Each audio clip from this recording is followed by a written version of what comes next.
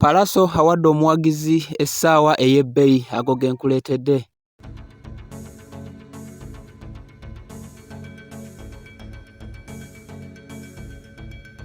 Nate omulungi yeekuumidde ku good talent kyokola kye kisingira ddala okubeera ekyakabi. And of course tukola kyamaanyi naffe okuba nga tukuleetera amawulire agaba gatambula mu ggwanga Uganda, and of course naago gennyini goba weetaaga okuba ng'omanya okuva mu nsi yonna.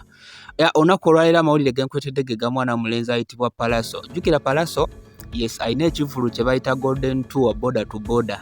Era ekivvulu kino kirabika kitandise okuba nga kimukolera ebyakabi, ate of course n'okubeera nga nte kimuleetera okuba nga maybe alongoosa erinnya eribadde litandise okubeera nga lifa okusinziira ku bintu ebibadde bimwogerwako nti takyakola ki, takyayimba mu bivvulu biki n'ebirala ebyekuusa ku ttuluba eryo.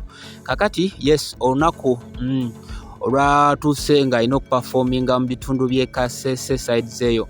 Of course n'asobola okubeera nga nte bwe yatuuse ku stage yasobodde okuba nga abuuza ku bantu ababeera ku kivvulu okwo oba like abasobola okuba nga bakiddukanya. N'abuuza omuwagizi eyasoose okubeera ng'ayingira mu kivvulu ekyo, ne bamulonderayo omuvubuka eyasobodde okuba nga yasoose okuba ng'ayingira mu kivvulu kino. Ekirabo eky'amaanyi kye yakoze kwe kubeera nga nte amuwa essaawa ye egambibwa okubeera nga ya bbeeyi naye nga tennaba kuba nga etegeerekeka oba yabadde kika ki oba etya, naye ng'ekyamaanyi ekiriwo nti yabadde ya bbeeyi. Era nga ekyaweesezza omuvubuka eno essaawa nkugambye ekigambo ekyamuweesezza oba ekikolwa ekyamuweesezza ekirabo kino ekya ssaawa kwe kubeera nti Pallaso yagambiddwa nti ono omuvubuka oba omusajja ye musajja eyasoose okuyingira mu kivvulu kino, era n'agamba nti okumuwa essaawa ye eno ey'ebbeeyi kwabaddenga okumusiima okubeera nga yakuumye obudde n'atuuka mu kivvulu ng'abalala bonna tebannaba kubeera nga nte bakiyingiramu. Era beebo abawagizi ssaawa zino batandise dda okubeera nga Pallaso ate baddamu okuba nga bamukubira engalo olw'ekikolwa ekyo ekigambibwa okuba nga kirungi kye yakoledde omuwagizi ono eyasobodde okubeera nga nte akipinga obudde. Ne kijjawo ekintu balamu kyabadde ajja ng'ayogera nti abayimbi bano abatakuuma budde okuli Pallaso gwe yasobola okuba nga mentioninga nti ate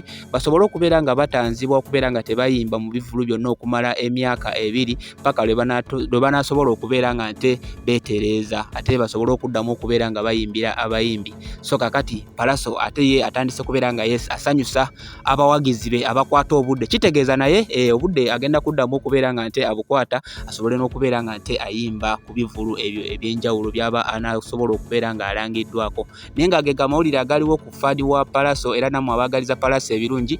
Omu ku muwagizi munnammwe yasobodde okuba nga nte afuna ekirabo eky'ebbeeyi okuva omuyimbi ono Pallaso, era nga yamuwadde essaawa egambibwa okubeera nga ya bbeeyi. Fonna sigenda kuba nga nsukkawo okuggyako okubeera nga nte neetoololamu mbeere nga nkuleetera amawulire amalala. Gwe kyolina okubeera ng'okola just kwekuumira ku mukutu ng'oyita mu kusubscribinga n'oteekako akade buli guli eriba lijja obeere nga gwe asooka okuba ng'olimanya. For now, bye.